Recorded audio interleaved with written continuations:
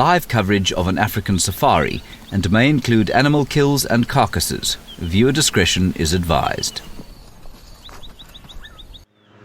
Good morning and welcome to the Mara Triangle in Kenya, where we are amongst the massive herds of wildebeest and the migration. My name is Steve and this is Wild Wonderland.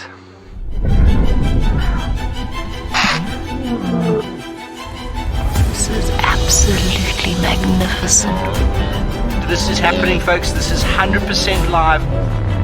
Here we are, we're watching the migration story unfold.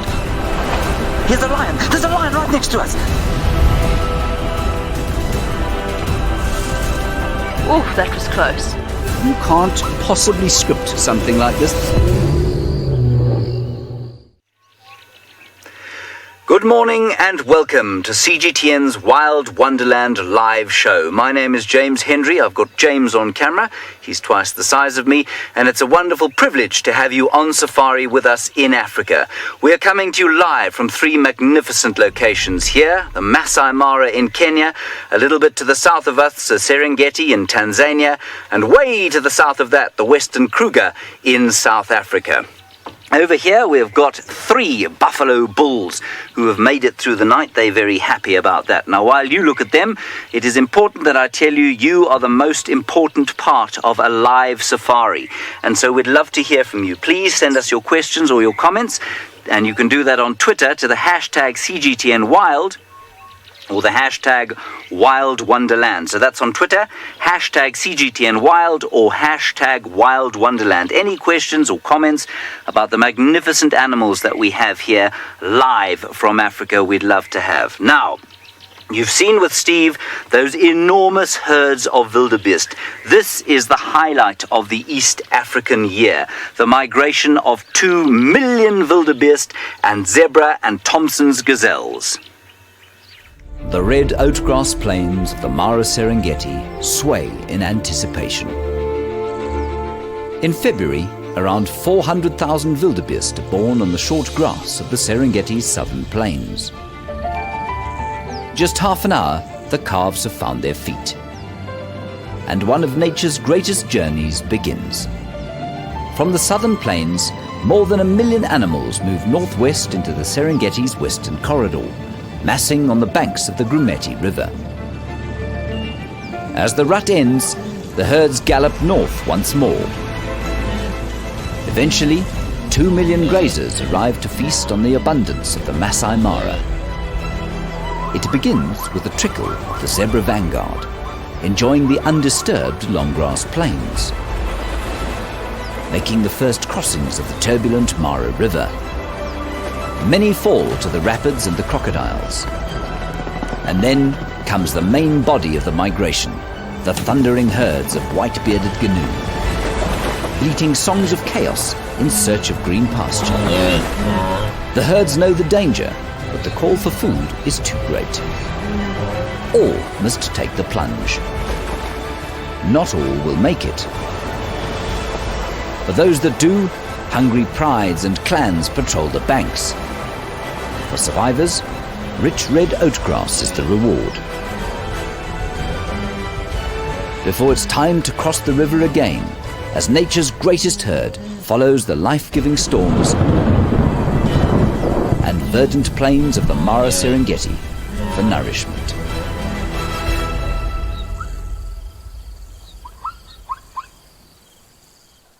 The Mara Triangle, everybody. We just had a lioness in the long grass.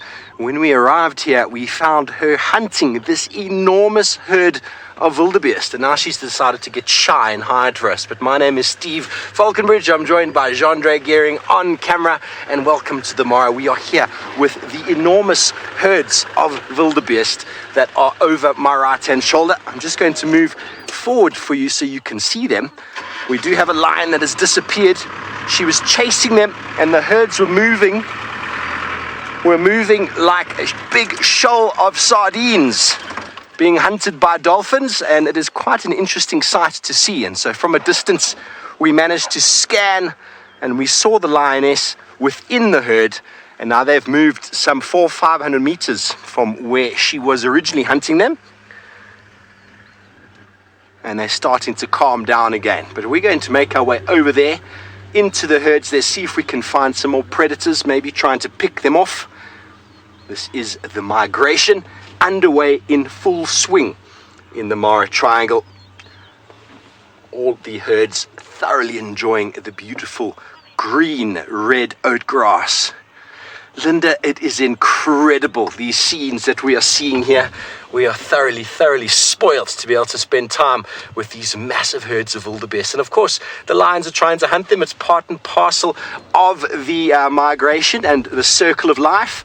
But just being able to witness this bulk of herbivores on the open plains is thoroughly, well, should I say, exceptional. Well, all the way down in South Africa, my good friend Jamie is out on foot this morning, and she has got a buffalo.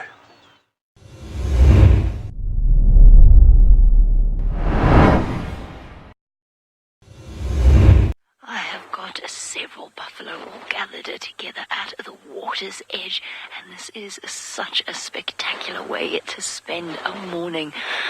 My name is Jamie, and I'm just meters away with Craig behind the camera from one of Africa's most dangerous animals to encounter on foot. Fortunately for us, this is a herd of buffalo and not a solitary buffalo, which means that we're a little bit safer up where we are. We're up on a termite mound, and as I told you, we are on foot, so I'm keeping my voice very low.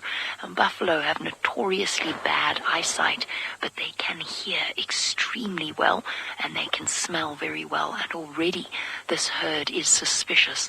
But out here in South Africa, it is our dry season, and water is limited. This is one of the few remaining water sources for them. So despite the fact that they feel that there's something watching them, which is us, of course, their thirst is stronger than their fear. And they've all gathered together, the dust, the golden sunlight. It is such a spectacular contrast to the green and lush, verdant area of the Masai Mara. There's a couple of cows that have looked at us, and every now and again they seem to want to walk towards us to see what we're doing. Our big animals are abounding here in South Africa. Lauren is not far away from us, and she's with some elephants.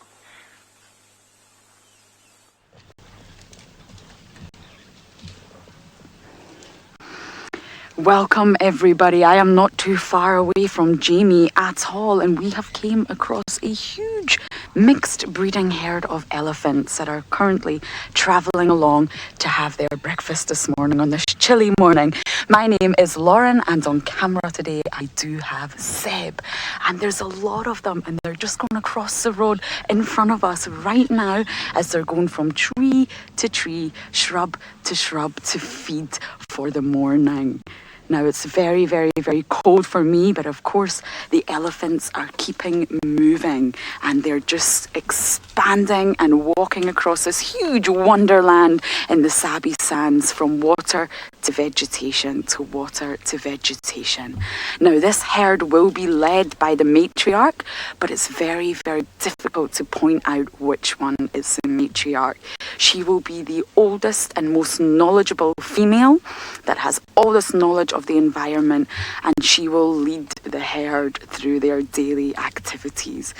Normally she's the largest, but not always, so it's very difficult for us to say which one is the matriarch without actually watching them for a very long time. Now there are some juveniles in this herd as well, and of course they stay protected under the adults, normally in the center of the herd, because all the females together protect the young ones.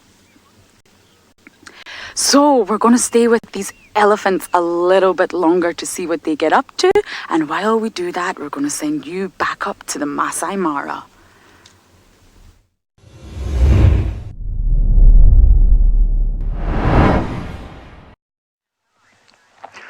The very good to see elephants, especially here in the morning. Jambo, jambo, hello, hello, ni hao, ni hao.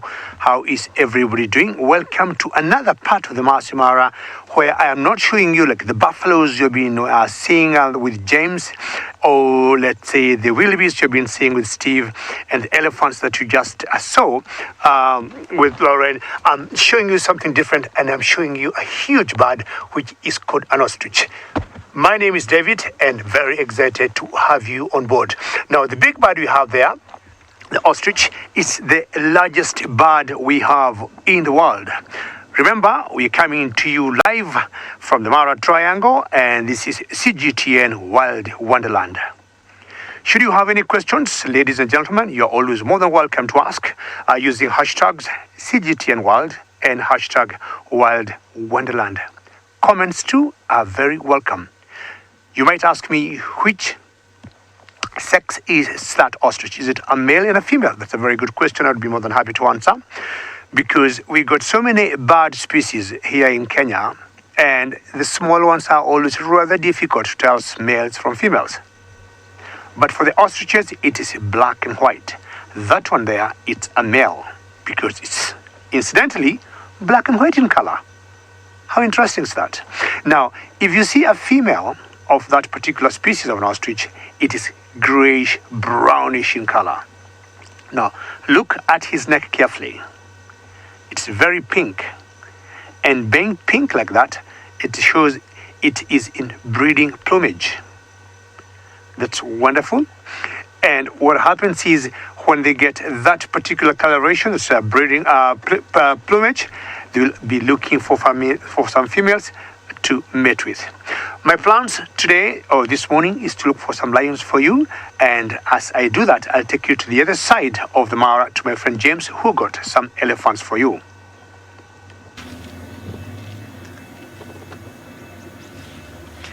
It's just been an action-packed start to this CGTN Wild Wonderland live show extravaganza here, live, of course, from 3 magnificent locations in Africa. We're sitting with a huge herd of elephants here.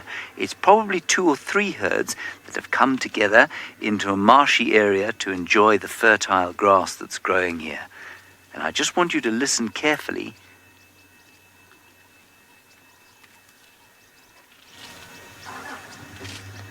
Because what you can hear, apart from a tourist vehicle, which is obviously part of this ecosystem as much as we are and as much as these elephants are, is the tearing of the grass and maybe the tweeting of the birds.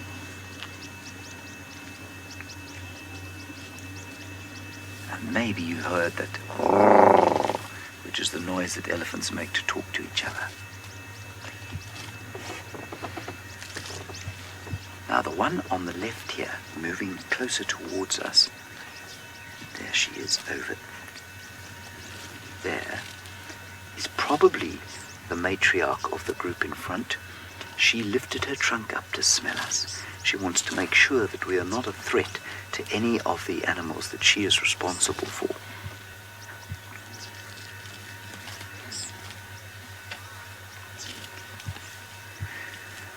Now, we have a question from Consulting Detective, and please remember you can ask any questions that you'd like to using the hashtag CGTNWild or the hashtag Wild Wonderland on Twitter. It's about whether or not the herds here in the Masai Mara and in the Serengeti are bigger than the ones down in the Western Kruger. And the answer is they're actually very similar sized. 8 to 12 individuals is normally the size, led by a matriarch.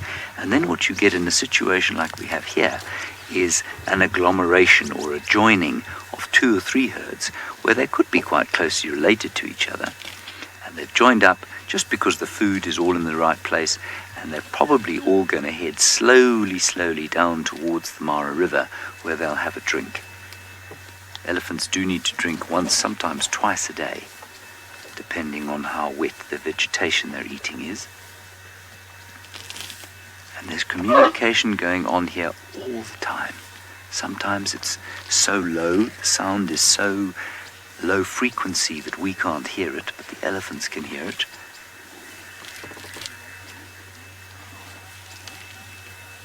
Just beautiful. Now, Africa is an enormously diverse continent. It goes from pure deserts of the Sahara to the incredible rainforests of the Congo. And the three locations that we're in here have a vastly differing geography.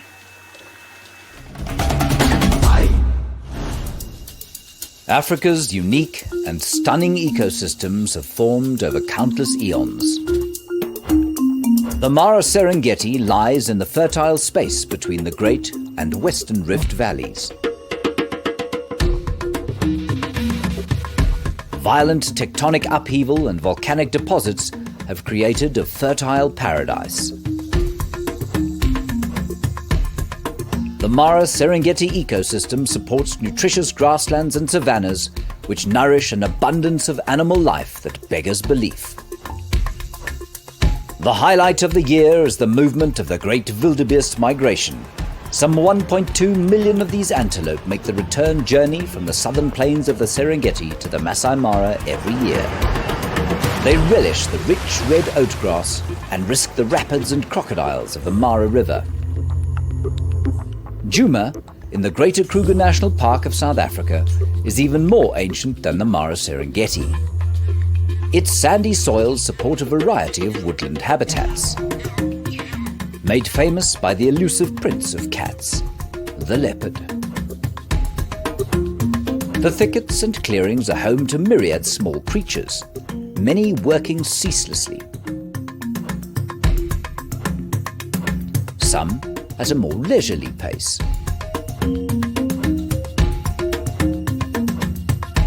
The colours, textures, smells and sounds of East and South Africa are equally beautiful and exquisitely unique.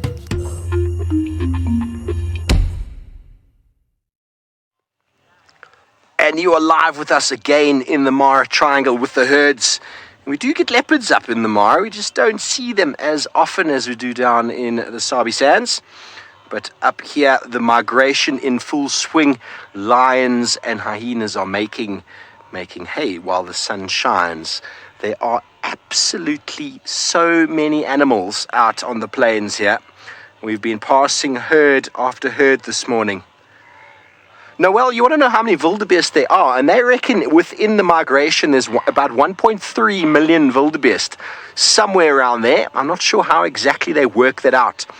But with the zebra that also take part in the migrations, anywhere from 600,000 to 700,000 zebra, as well as topi, Thompson's gazelle, Grant's gazelle. There are just so many animals moving, but by most parts, the wildebeest are taking up all of the space on the landscape, and they are the most notable. The noises that they're making, the constant bellows as they move through the long grass, it's almost deafening at times. So much so that the elephants move off. You won't see any elephants near these migration herds. What exactly they're trying to say to each other, I'm really not sure. But it doesn't stop. It doesn't stop. And we're looking through this herd to see if we can find some more predators. That lioness we had decided she'd had enough for the morning. And she went and lay down next to a little drainage stream in the cool shade and long grass. Probably been chasing these herds for hours. Although not hungry, the lions and hyenas can't help themselves this time of year with just so much abundance of food on the open plains. They just chase everything. They'll even kill things, not even eat them. It's just that instinct to just catch and catch and catch. Okay, well, we're going to try and dissect this herd one more time, see if we can find you some moving lions. And in the meantime, Lauren is thoroughly enjoying a morning with elephants.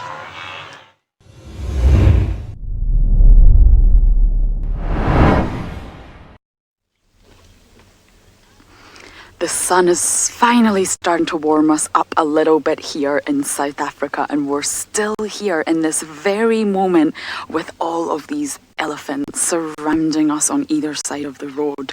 And of course, the elephants in the Mara and in Djuma are the same. They're both African elephants, but they differ in a few ways. And one of the main things is their diet. because of the environment in the Mara, elephants eat about 80% soft grasses, soft, delicious grasses. However, in Juma, it changes between the seasons, so it differs between grass and trees and shrubs. So we have a question, Vicky Young, how much food does an elephant eat per day? Well, it eats a lot of food.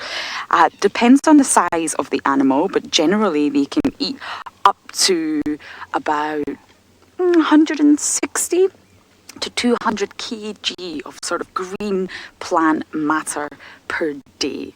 Not only that, they drink copious amounts of water. They suck it up with their trunk and they swallow it. But they've got quite an ineffective digestive system. So they do indeed not process plant matter very well. So I think they only digest about 40% of what they eat.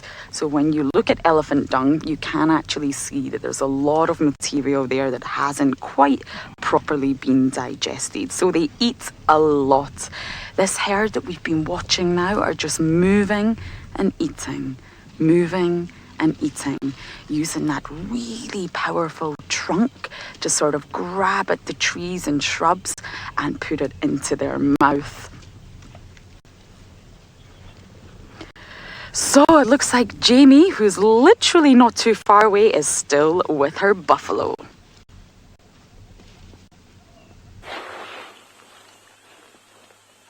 I'm really not too far away from Lauren at all, and we're still with our buffalo.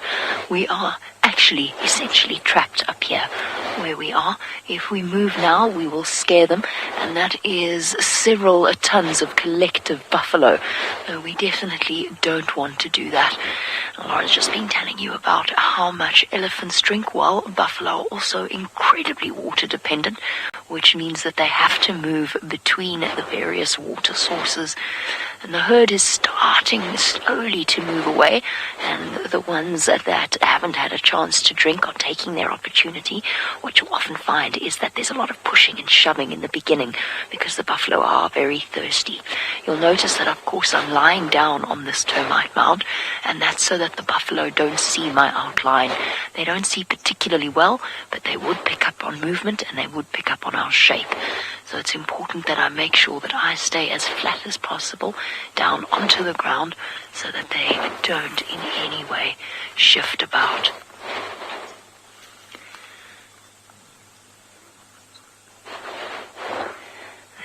I'm trying to keep my eye now as the herd is moving around and spreading out.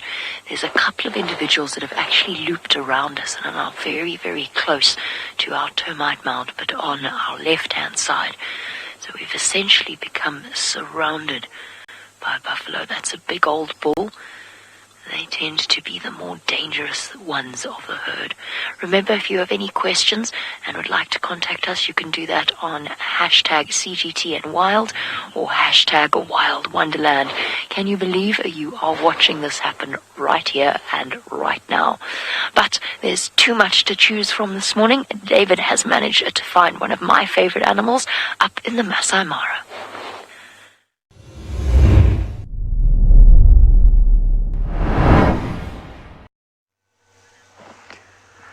It is very true, saying we are live and I got her favorite animals in the Mara for Jamie. She has always loved to follow hyenas. Did you hear me there? Now, what we got there about 4-5 hyena cubs, ladies and gentlemen. And what they're doing, they're just sunning themselves. And hyenas live in what we call a den. And because we follow our animals very well here in the Mara Triangle, we happen to know, for example, the cheetahs, the lions, the leopards, and the hyenas around here. Now, this particular group of hyenas and a group of hyena is called a clan. This particular clan is called the Happy Zebra Clan. We've got so many clans in the Mara Triangle, but one of the largest clans is called the North Clan, but I'm quite a distance from that clan, so I thought I'll swing by here and find out whether we'll be lucky to see this particular clan, and how lucky to have all those cubs out sunning themselves. When I say a den, I say they live like in holes.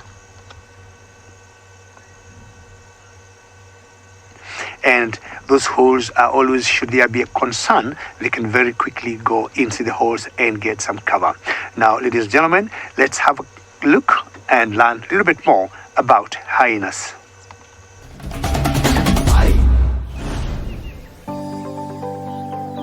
The spotted hyena has a reputation as a sinister, thieving scavenger. This, as we have come to realize, is utter nonsense.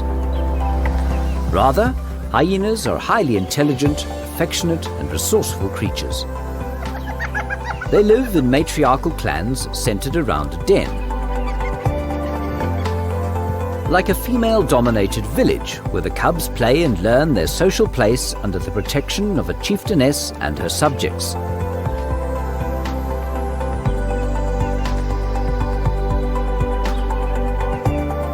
Young cubs are cute, but scrappy and tough.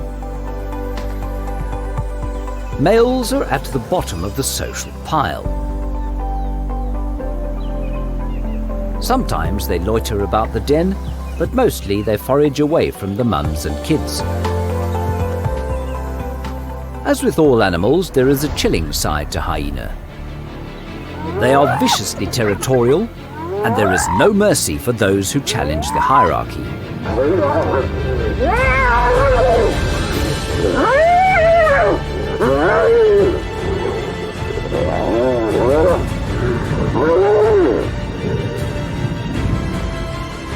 Although the clans continue to dispute their reputation as devious scavengers, we are often reminded why they are one of the most feared predators in all of nature.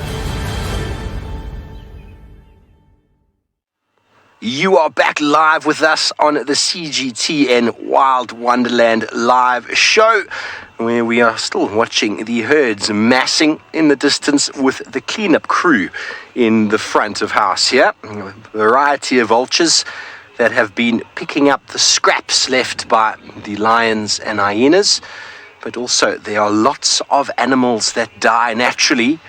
The migration is quite a stressful time. In fact, lots of pressure. If the river doesn't get them, the crocodiles don't get them, the lions and hyenas don't get them. Some of them die of illness and injury and old age even. And, well, this side we've even got one that's lying flat in the grass that is clearly dead. And the vultures will be doing most of the work for cleaning it all up. Maureen, you want to know how long they will be staying in this side? Well, probably for the next month to 2 months, maybe even 3 months, depending on the rain that we have. But bearing in mind the river crossing that they have, they actually do come across the river and cross back again. They don't just cross once. It's not just this one-way street. They cross once and they're constantly crossing back again over the next few months as they keep thinking the grass is greener on the other side.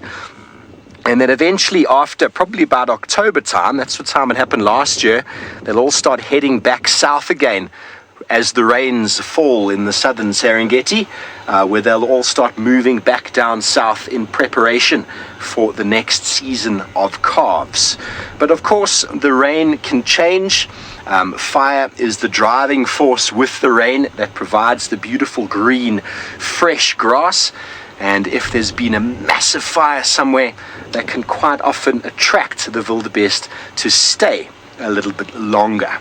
Now, talking about the other side of the river and talking about in the Serengeti, Tristan is not far away, and he's with some herds of his own.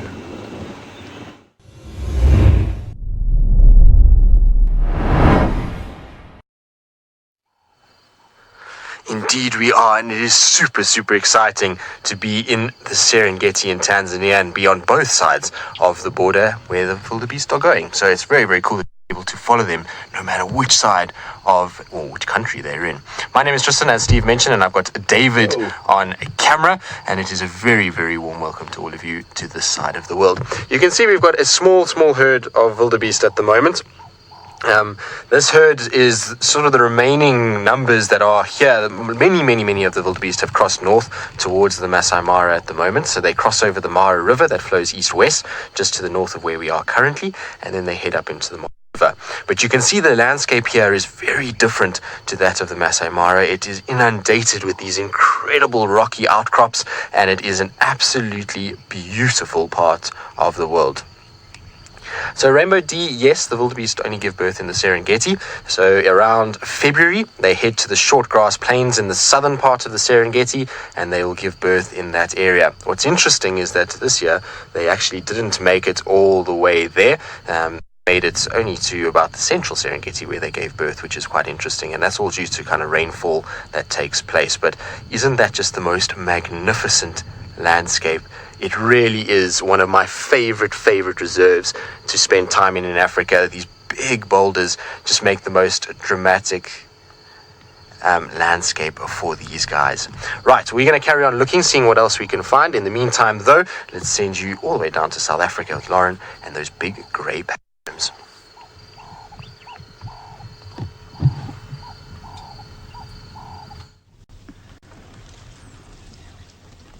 We are still with this herd of elephants, and this little young one here keeps trying to suckle from its mother. It's a very young elephant, possibly even at the year mark, and of course keeps trying to suckle into mummy while mummy is absolutely feeding on all the trees and shrubs around, which is amazing.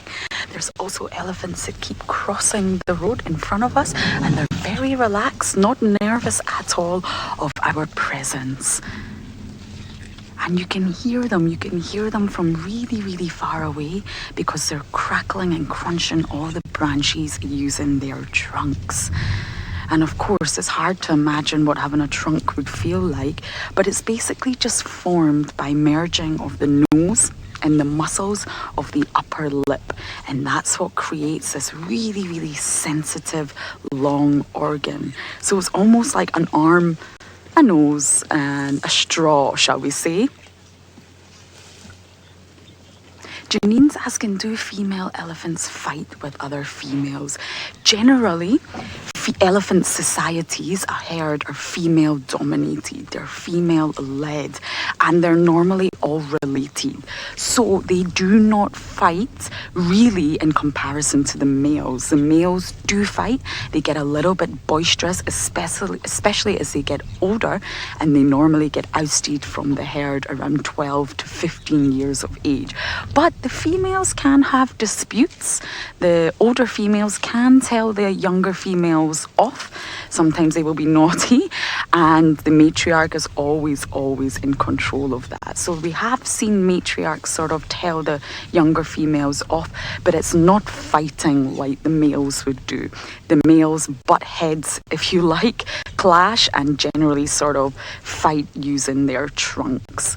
But it's really nothing in comparison, but they do have disputes. This is a very fusion society. It's very dynamic, and even although this herd is completely separated amongst us on the right and the left, they will be communicating with one another constantly. Oh, what a fantastic yet chilly morning. So we're going to stay with this herd of elephants. You guys are going to go up to Steve with a herd of wildebeest.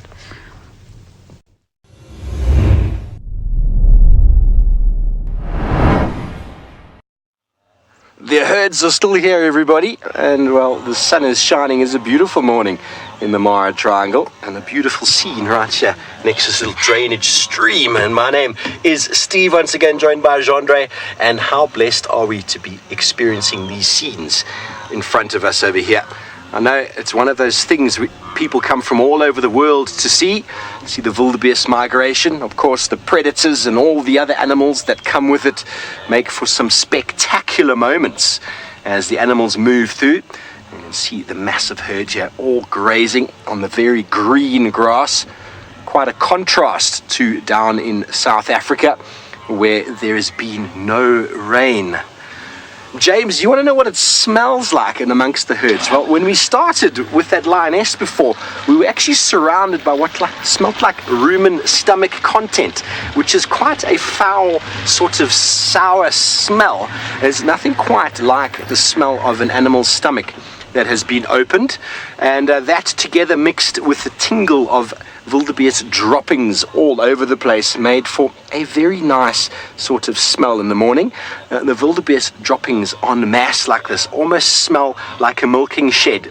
If you've ever milked a cow, if you've ever spent time in your gumboots with a whole lot of cattle, that is kind of what it smelled like, mixed with the smell of death and stomach content. So I hope that doesn't turn your tummy in this early morning.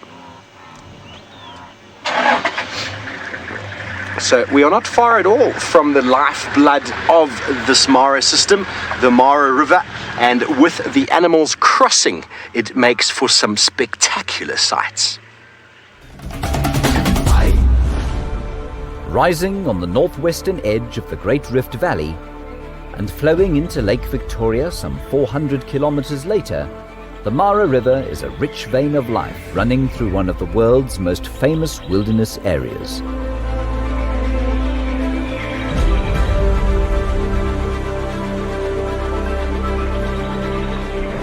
Shaped and fed by African thunderstorms, rapids, pools and banks provide sustenance to myriad creatures.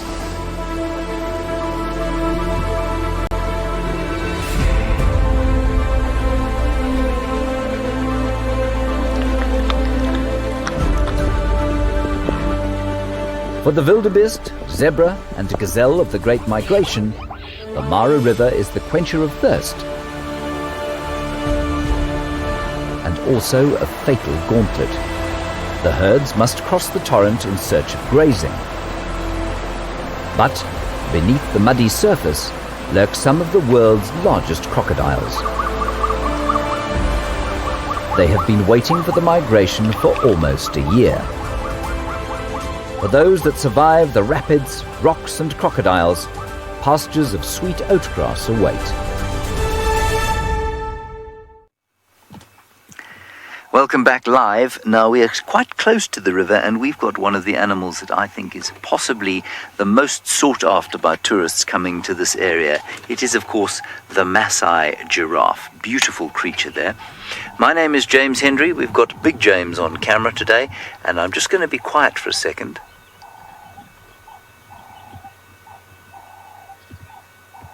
What you can hear there is a ring-necked dove in a tree just next to us. It's very beautiful. Let's go back to our giraffe over there. You were talking about the smells with Steve of the wildebeest herd. I think they smell like goats myself, a little bit like a sort of mixture between goat and leather. But also the sounds out here are so amazing. You've heard them in amongst the wildebeest herd, that bang, bang, bang, bang, away from the herds. Bit of wind, always a bird calling somewhere, rufous-naped lark going, or a dove like the one you can hear there, the river rolling over the rocks, the grunt of hippos, and all of these things mean that although there is no human sound, it's never quite silent here in this unbelievably beautiful landscape. We are, of course, live from the Masai Mara in Kenya. Oh, we've got a whole herd there of Thompson's gazelles. Now, they are part of the migration. Some of them stay here all year long, and some of them come with the migration. And the question is why they're running. Are they running because one of the little rams is trying to herd some females, or have they seen a predator? There are also some warthogs there. Just keep going. There are some warthogs. Amazing abundance of animals. They're all looking in the same direction. Could they maybe have seen a lion or a cheetah or a hyena? And the giraffes looking in the same direction. We might have to drive up there and have a look. I can see another vehicle up there, and it's a hyena. If we go to the right of the giraffe, just keep going right there, James. We can see the hyena. It's moving along there. There it is. There, just to the right-hand side, two hyenas. That's what everything was running around, or running from. Okay, we're going to see if we can get a little bit closer to those hyenas or maybe to the river. Let's go back down to South Africa where Jamie Patterson is very bravely sitting with a herd of buffalo.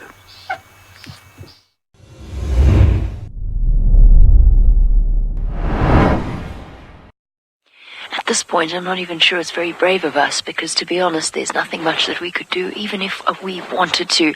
You are watching Wild Wonderland, and what that means is that what you're seeing is happening right here and right now in South Africa, where we are meters from a herd of Cape buffalo, which might look a little bit like cows, but I can promise you are absolutely nothing like them. They're an entirely separate animal. They're 100% wild, and they are massive. My name is Jamie, and behind the camera is Craig. And if you ask me, this is the best possible way to spend a morning. Sitting in the sun on a chilly, chilly morning. It's winter here in South Africa, so it is cold. And watching a herd of buffalo come to drink. A little moment earlier, they actually spotted us, and they are staring across at us at the moment, trying to work out what we are and if we're a lion or a threat. Dina, you want to know if the buffalo join in the migration, and the answer to that is no. They actually stay resident in one place, and you get these big herds like this. Here in South Africa, we of course don't have a big migration of animals, but what you will find is that the buffalo herds will move from place to place to find food. And every year the rain falls more in a different place, which means that it's never predictable exactly where the buffalo are going to be. It's been 3 hard years of dry seasons. We've actually been stuck in a drought. So for these buffalo, they've actually got very little to eat. But they play an incredibly important part of the ecosystem in terms of their grazing habits. It's just very tough for them up here in the northern section, away from any of the rivers. They struggle to find themselves a sufficient water in order to survive. And right now they're starting to move off. I can actually hear an elephant not too far away. While I sit and wait to see whether or not we get lucky, and an elephant pops out as well. Lauren already has hers. Let's go and see what they're doing.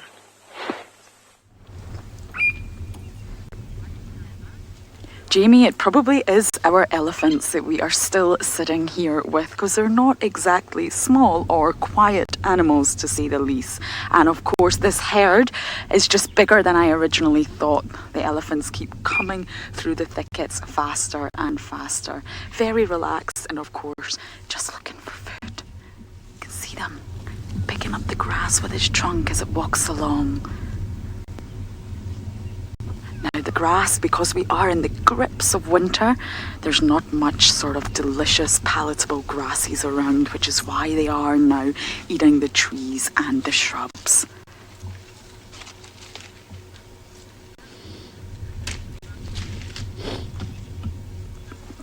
Carol's asking if the earth rumbles when elephants communicate. Well, fascinatingly enough, they communicate in so many different ways. Now, the ways that humans can sort of see is the body posturing, the noises, the trumpeting and the screeching. But you're right, they do also communicate through really, really low-pitched rumbling. And these rumblings are sort of produced by the vocal cords, and they're obviously amplified by that upper region of the trunk. Now, we can hear some rumbling, and you're right, it vibrates right through you. You can really feel it when the elephants rumble. It's an amazing feeling that resonates right through. But not all of these rumbles are actually heard by humans.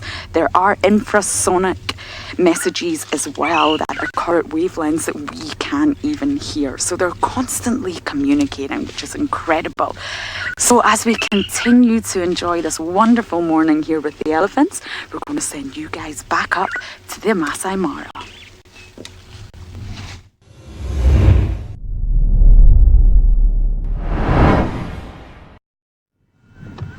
Well, we're actually in the Serengeti, and you can see that we're sitting with a flock of vultures. Now, generally, when you're close to wildebeest herds, these guys are very, very, very close by, and especially in this area where you get a lot of rocks, you often find them roosting for the night up on these rocks, and then they come down and they'll wait until it gets gets a little bit warmer and the sort of thermals start to rise, and then they can get up and go and try and find any of the wildebeest that have possibly succumbed during the course of the night. For those of you that have just joined us, my name is Tristan, and we have got probably my favorite vulture sitting on a termite mound closest to us. It's the Lappet-Faced Vulture, which is the largest of the vultures that we get in this particular area. It is a beautiful, beautiful big bird.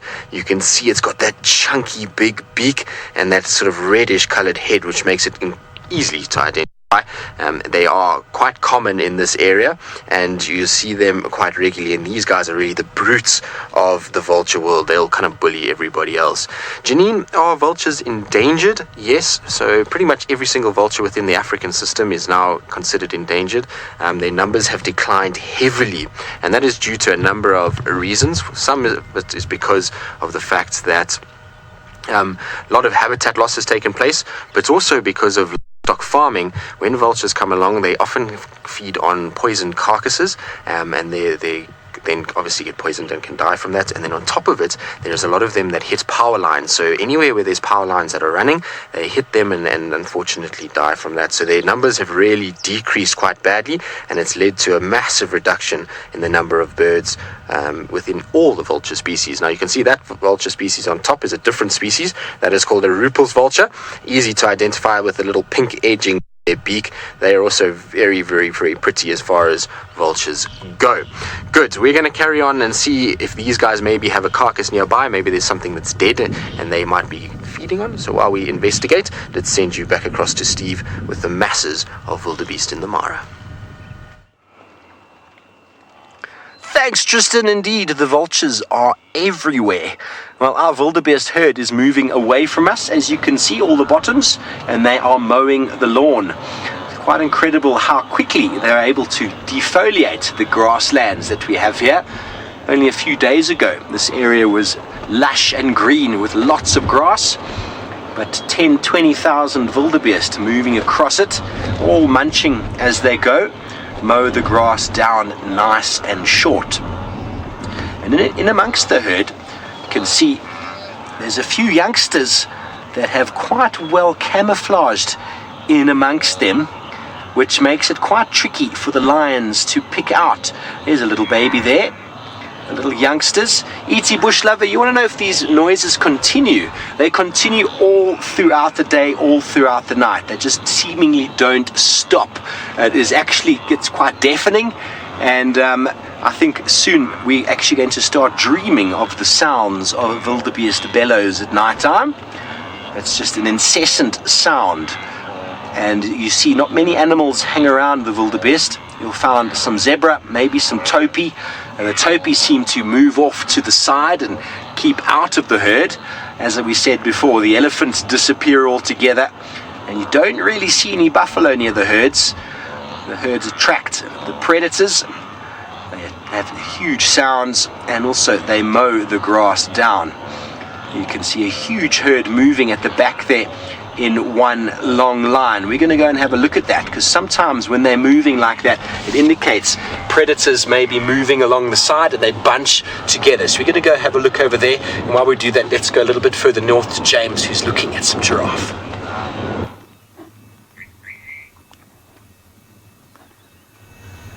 This giraffe is finding us very, very interesting indeed. They are very curious animals, and somewhere in the grass in front of the giraffe, those two hyenas are lurking. But I don't know exactly where. Wouldn't surprise me if they've found something to eat. It is warming up now, which means they could also go to sleep in the long grass for the duration of the heat of the day. And this giraffe will probably head down slowly towards the river. We have actually got a topi as well. I'm not sure if James can get it. Can you get that, or do I need to go back a bit? I'm just going to go a little bit back, because I know Steve was talking about a topi, and he was talking about the fact that the wildebeest don't... Whoa. That was close. We nearly turned the car over there. Let's try and... We're a little bit stuck here. James, do you want to come and stand on this side of the car with your heavy weight? I think even more, if you wouldn't mind. There we go. All right, we'll try and get out of this position, and you go back to Steve.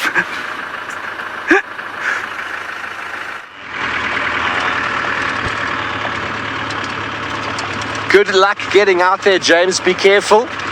We are now parting the waves of wildebeest, the ocean of wildebeest in amongst us. And some of them have got youngsters that have blended in quite nicely. The colors are very similar to that of the adults. And they need to change color very quickly, because when they're that sort of lighter brown color, they stand out quite easily and are much easily picked off by the predators. The young wildebeest, when they are carved out on the plains of the Serengeti, need to be able to keep up with the herds within 15-20 minutes after giving birth. And there's masses of the youngsters all looking the same color. And they need to quickly change color and sort of blend in with the herd, which makes them harder to spot. But we've seen a few amongst here that are a bit late.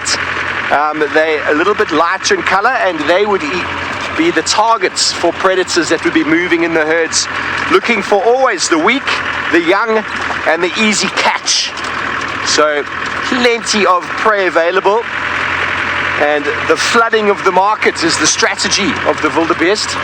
With having thousands of babies at the same time, many of them manage to survive.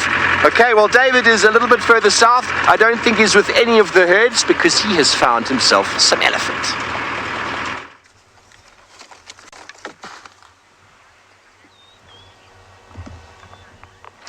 Well, from the herds of wildebeest now to herds of elephants.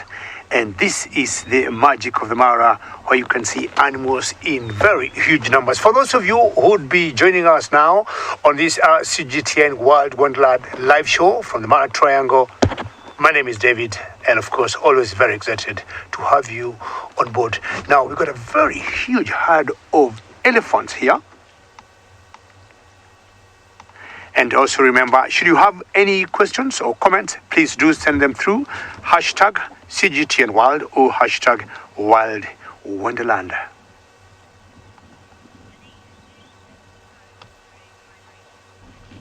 Janine, how are you today? And you're asking, where do elephants go during the migration? The elephants, Janine, are always here. They do not go anywhere. But I'll tell you something, and I'm sure maybe Steve might have pointed out. Elephants, ideally, they don't like mixing with wildebeest. And at one point, I'm sure Steve stopped talking and you heard all that from the wildebeest.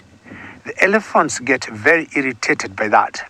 So unless they have to mingle or they have like to be in one common place, elephants will always to be away, or they like being away from the wildebeest, because the wildebeest are always very vocal and rarely they keep quiet unless when they're resting. But any given time, they're always vocalizing and making a lot of noise. Now, in this classical herd of elephants, I'm sure there are males and females, and we could be seeing also calves in this particular herd. So I want to move forward a little bit and find out whether they're going to have a drink or not. But in the meantime, we'll take you to Jamie, who got a buffalo.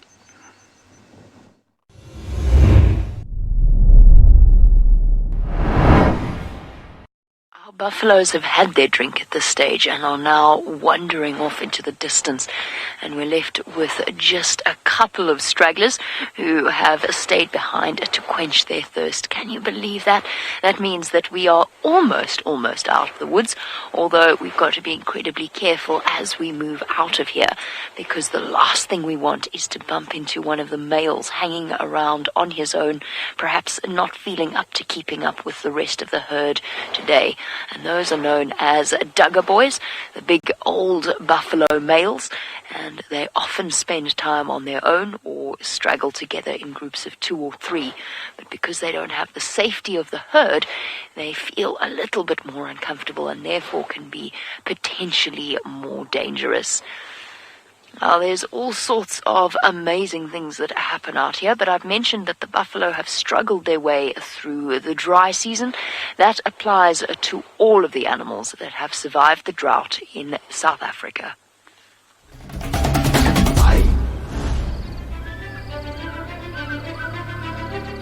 The summer of 2015 and 2016 was the hottest and driest in 110 years. All life depends on water. So in the semi-arid Western Kruger, a failure of the rains is devastating.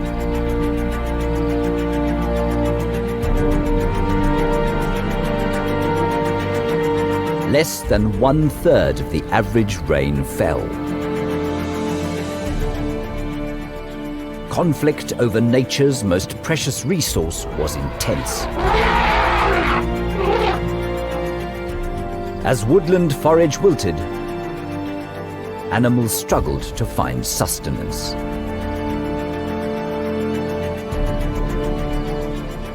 The African sun baked the land. The grass remained dormant, the herbivores began to starve, and so eventually did their predators.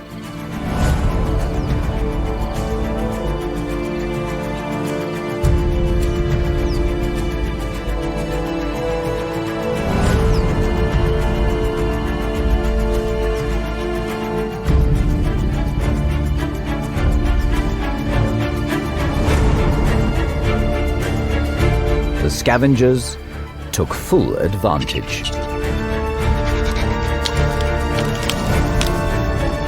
The air remained choked with dust as the herds continued their ceaseless search for water and nourishment.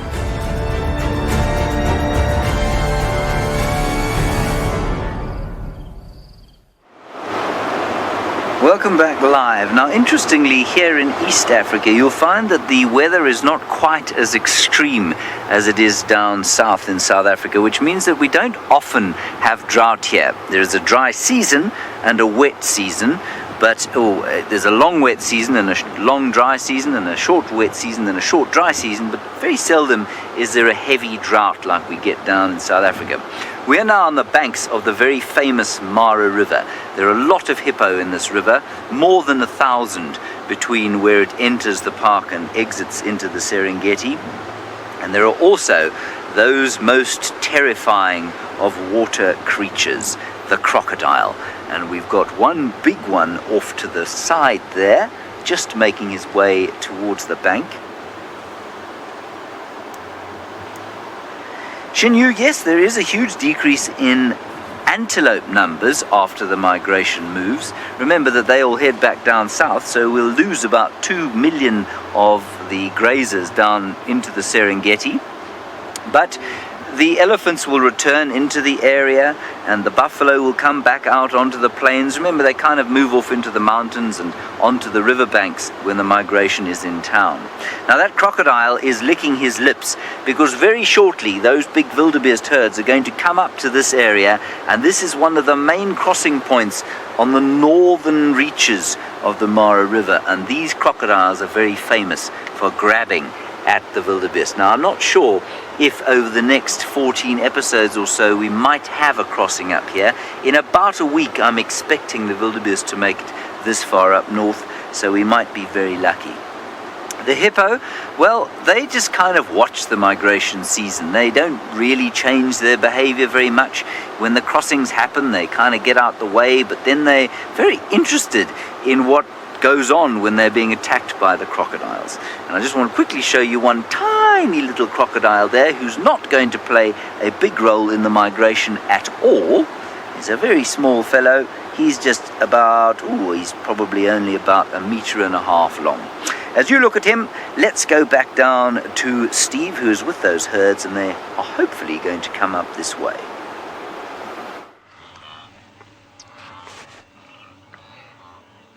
Thanks, James. We're still following the herds as they are converging either side of us into this massive big snake. There are other vehicles out in the Mara, many vehicles coming here to witness the spectacle that is the migration. Walking along the open plains, beautiful big line. We're scanning for predators, but I think they're all rather full after the last 5-6 days or so. of the magic that has been the migration, and they're all just hiding or sleeping in the shade somewhere. But we're going to keep seeing if we can follow them, because what a spectacle this is indeed. Moving in one long column in huge groups together to try and avoid predation. But quite often, the lions and hyenas take advantage of these massive groupings and just charge in and grip them down, because they're all together. They're not as vigilant as if they were in smaller groups. They all think someone else is watching. But what a opening show to this 14-part series. We have thoroughly enjoyed showing you the scenes of the Mara. We will be again with you this afternoon at 5 o'clock Eastern African time. Thanks for your questions and comments. See you then. Good day. Goodbye.